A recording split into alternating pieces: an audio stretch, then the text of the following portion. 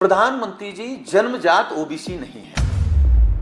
प्रधानमंत्री जी मुख्यमंत्री बनने के बाद अपनी बिरादरी को उन्होंने ओबीसी में राजनीति के फायदे के लिए जोड़ा है। जो किसानों को आतंकवादी समझने का नजरिया है, मुसलमानों को कपड़े से पहचान लेने की जो काबिलियत प्रधानमंत्री जी में है, प्रधानमंत्री जी ने क्यों घुटने टेक दिए?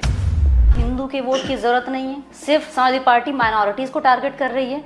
भाई अगर बात की जाए बीजेपी को, तो बीजेपी तो एक तरफा लड़ती है। वो कहती है अगर हमें नहीं भी वोट मिलेगा तो हमारे लिए सही है। नहीं कह रहे हैं कि कोई छोटा है कोई बड़ा है। क्या हमसे अच्छा भी हिंदू कोई है? एक भी हमसे अच्छा हिंदू नहीं मिलेगा। भारतीय जनता पार्टी चंद 2-3 बिरादरियों की पार्टी है। ऐसे तो यादवों की पार्टी अखिलेश यादव कहा जाता है। नहीं, अगर यादवों की केवल पार्टी है तो क्या केवल यादव भारतीय जनता पार्टी को हाफ कर सकता है? क्योंकि पीडीए के साथ हम लोग लड़ रहे हैं। जिनकी बात आप कर रहे हैं, हम पीडीए के साथ लड़ रहे हैं। तो हम केवल ये कह सकते हैं कि भारतीय जनता पार्टी की सरकार में जिन बिरादरियों की चल रही है उन्हीं की वो पार्टी है। पिछड़ों की चल नहीं रही, दलितों की चल नहीं रही, अल्पसंख्यक की चल नहीं रही है, महिलाओं की चल नहीं रही, आदिवासियों की चल नहीं रही है।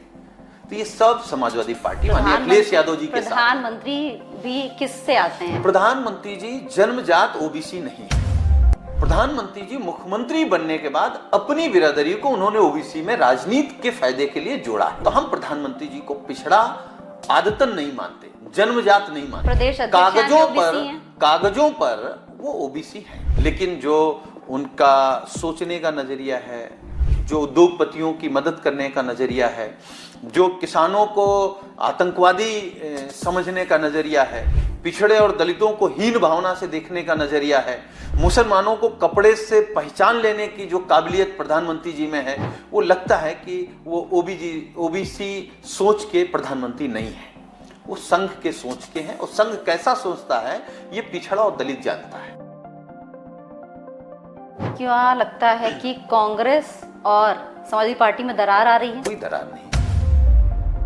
छुटभैया नेताओं के बोलने से कोई दरार आ जाएगी? तो हम पार्टी की तरफ से कोई बात बोल दें उसकी वजह से कोई दरार आ जाएगी? देखिए, इसके पहले भी जब हम एक बात कहें, हम इमरान मसूद साहब हों या कांग्रेस का दूसरा नेता हो या समाजवादी पार्टी का कोई कार्यकर्ता हो, हम लोग कार्यकर्ता हैं।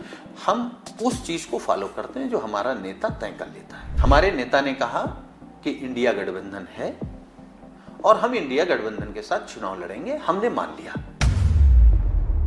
हम कांग्रेस के नेताओं की तरह हम लोग नहीं हैं कि राष्ट्रीय नेतृत्व कुछ कह रहा है और प्रदेश नेतृत्व राष्ट्रीय नेतृत्व के साथ खड़ा हो और एमपी एमएलए या दूसरे लोग कोई बात कह रहे हो, तो ये अनुशासनहीनता कांग्रेस में हो सकती, समाजवादी पार्टी में नहीं। क्या ये समाजवादी पार्टी वही समाजवादी पार्टी है जो नेताजी के समय में थी? अखिलेश यादव क्या सबको साथ में लेकर चल रहे हैं? समाजवादी पार्टी नेताजी की बनाई हुई पार्टी है। समाजवादी आंदोलन नेताजी का दिया हुआ आंदोलन है, समाजवादियों का दिया हुआ आंदोलन है। जो आंदोलन डॉक्टर लोहिया का था, डॉक्टर अंबेडकर का था, कर्पूरी ठाकुर का था, जो आंदोलन आचार्य नरेंद्र देव जी का था, कपिल देव सिंह जी का था, या जो आंदोलन ब्रजभूषण तिवारी, मोहन सिंह, जनेश्वर मिश्रा जी का, जो आंदोलन सबको साथ लेकर के नेताजी बढ़े थे, उसी आंदोलन को राष्ट्रीय अध्यक्ष जी सबको लेकर के, सारे समाज को, सारे नेताओं को लेकर के आगे बढ़ रहे हैं। शिवपाल सिंह यादव का क्या है रुख अभी इस पार्टी में देखा जाए तो? देखिए, आदरणीय शिवपाल सिंह यादव जी हमारे गार्जियन हैं, बड़े हैं। नेताजी अब हम लोगों के बीच नहीं हैं, तो स्वाभाविक है कि नेताजी की जगह ही हम लोग देखते हैं, उनको अपना गार्जियन मानते हैं, अपना बड़ा मानते हैं, अपना मार्गदर्शक मानते हैं। तो उनके मार्गदर्शन पे हम लोग काम कर रहे हैं। आगे 2027 को लेकर क्या मिशन तैयार कर रही समाजवादी पार्टी? समाजवादी पार्टी ने संकल्प लिया है कि भारतीय जनता पार्टी को 100 से नीचे सीटों पर समेटना है, समाजवादी सरकार बनानी है। और जो समाजवादियों के सपने हैं, जो नेताजी के अधूरे सपने हैं, जो मान्यवर काशीराम जी के अधूरे सपने हैं, जो डॉक्टर लोहिया कहा करते थे या डॉक्टर अंबेडकर जिन बातों का जिक्र करते थे, जिन बातों को लेकर के परेशान रहते थे, वो एक समाज जो शोषित वंचित रह गया है, जो आर्थिक रूप से पिछड़ गया, राजनीतिक रूप से पिछड़ गया, शैक्षिक रूप से पिछड़ गया, या मैं कहूं कि धार्मिक रूप से भी जिसको पिछाड़ा जा रहा है, उनको सबको आगे ले जाना है। यही समाजवादी पार्टी का मकसद है। ऑपरेशन सिंदूर की बात कर रहे हैं, रामगोपाल जी का बयान आया है और अखिलेश यादव जी ने अभी तक उस पर कोई टिप्पणी नहीं की है। जब आप दूसरे के ऊपर टिप्पणी कर रहे हैं, आप विजय शाह पर टिप्पणी कर रहे हैं, आप डिप्टी सीएम पर टिप्पणी कर रहे हैं, तो रामगोपाल यादव पर अखिलेश यादव का एक स्टैंड होना चाहिए था, अपनी तरफ से एक बयान तो जारी करना चाहिए था कि उनका बयान सही है गलत है। आदरणीय प्रोफेसर साहब ने कौन सी ऐसी बात कह दी जो असंवैधानिक है? क्या प्रोफेसर साहब ने किसी सेना के अधिकारी को लेकर के टिप्पणी लेकिन किसी को जाति में बांटना? मैं क्या कह रहा हूं, हम आप क्या है, आप क्या है? देखिए, इस देश में हमने कहा कि हम समाजवादी लोग हैं, जाति पर भरोसा नहीं करते हैं, लेकिन सच्चाई तो जाति से हटके नहीं है। सेना को आप जाति में बांट रहे हैं ना? कोई नहीं बांट रहा है। आप जब प्रोफेसर साहब का पूरा बयान देखेंगे तो उन्होंने किस बात को लेकर के उदाहरण दिया है, उन्होंने जाति नहीं बताई है। भाजपा जो कर रही है उसकी बात को बढ़ाते हुए उन्होंने कहा है। आप उनके बयान को सही बता रहे हैं, इसका मतलब नहीं, उन्होंने कुछ गलत बोला ही नहीं। आप उन्होंने कुछ गलत, जब आप प्रोफेसर साहब का पूरा बयान मैंने सुना, तभी मैं आपसे सुनेंगे तो उन्होंने क्या गलत बोल दिया? भाई, उन्होंने ये तो नहीं कहा ना आतंकियों की बहन है, उन्होंने ये तो नहीं कहा कि जो विधवाएं हुई हैं जिनका सिंदूर उजड़ा है वो उनमें ताकत नहीं थी, क्षमता नहीं थी, वो मर्दानी नहीं थी, नहीं तो उनका सिंदूर बचा। बेशर्मी वाले शब्द हैं। तो मैं भाजपा को यही कह सकता हूं, जो भाजपा में इस तरीके के नेता हैं, कि बेशर्मी छोड़ दें, देश के लिए, समाज के लिए कुछ बेहतर सोचें और सेना के लिए अच्छा भाव रखें मन में।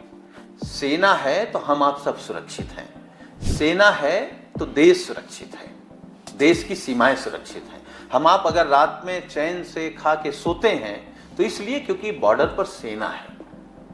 तो सेना को लेकर के कोई टिप्पणी देश में कोई बर्दाश्त नहीं करेगा। अकबर से बहुत प्यार है समाजवादी पार्टी को। काहे का प्यार? अकबर के लिए हमारा तो ना अकबर से प्यार है, ना मुगलों से प्यार है, ना अंग्रेजों से प्यार है, ना अंग्रेजों के जो मुखबिर रहे हैं उनसे प्यार है, ना जो संविधान के खिलाफ लोग हैं ना उनसे प्यार है, जो पिछड़े और दलितों के खिलाफ हैं ना उनसे प्यार है। कोई प्यार है? अगर प्यार है तो देश से है, देश की एकता अखंडता से है, देश कैसे आगे बढ़े, देश के लोगों से प्यार है।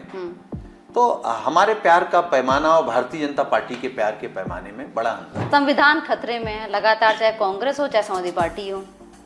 किस तरीके से आप लोग को लग रहा है संविधान जो है खतरे में चल रहा है? हम लोग नहीं मानते थे कि संविधान खतरे में है। तो क्यों लगने लग गया? ये मानते थे कि ये आरक्षण के खिलाफ है भारतीय जनता पार्टी के लोग, क्योंकि जब इस देश में मंडल कमीशन लागू हुआ तो बीजेपी और आरएसएस के लोगों ने आत्मदाह किया, कपड़े फाड़ के चिल्ला रहे थे, सर पटक रहे थे, अरे पिछड़े और दलितों को हक मिल जाएगा, ये पढ़ जाएंगे, इनको नौकरी मिल जाएगी, इनके पास अच्छा घर हो जाएगा, अच्छी गाड़ी हो जाएगी, समाज में पहचान हो जाएगी।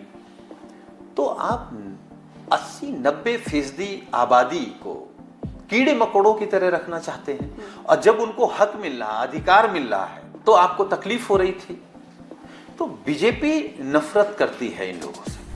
हम लोगों को तब लगा कि संविधान खतरे में जब बीजेपी के बड़े बड़े नेताओं ने बयान दिया कि 400 पार करा दो, संविधान बदल देंगे, तब लगा कि अरे ये तो भारतीय जनता पार्टी आरएसएस मिल करके बाबा साहब का संविधान खत्म करना चाहते हैं। ये पिछड़े दलित आदिवासियों को जो हक हुकूक अधिकार मिल रहे हैं, सम्मान मिल रहा है, वो सम्मान खत्म करना चाहते हैं। वो पिछड़े और दलितों को जमीन पे बिठाना चाहते हैं, कुर्सी नहीं देना चाहते हैं।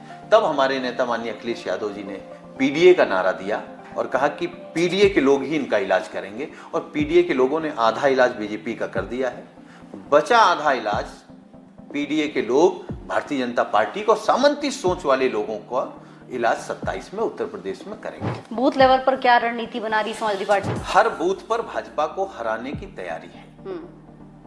हर बूथ पर पीडीए के लोगों को जोड़ रहे हैं, उनके बीच जा रहे हैं, उनको पार्टी की नीति, नेता की नीति समझा रहे हैं कि हमारे नेता आपके बारे में क्या सोचते हैं। अब देखिएगा, अभी पंचायत चुनाव आने वाला है, आपको लोकसभा में पीडीए के प्रत्याशी दिखे, आपको पंचायत के चुनाव में पीडीए के प्रत्याशी दिखेंगे, आपको विधानसभा में पीडीए के प्रत्याशी दिखेंगे, और फिर पीडीए के महानायक माननीय अखिलेश यादव जी 27 में आपको उत्तर प्रदेश के मुख्यमंत्री की शपथ लेते हुए दिखेंगे पीडीए की सरकार में। सीज़फायर नहीं होना चाहिए था? काहे होना चाहिए था? पाकिस्तान का नक्शा बदलने के लिए जब पूरा देश तैयार था तो प्रधानमंत्री जी ने क्यों घुटने टेक दिए?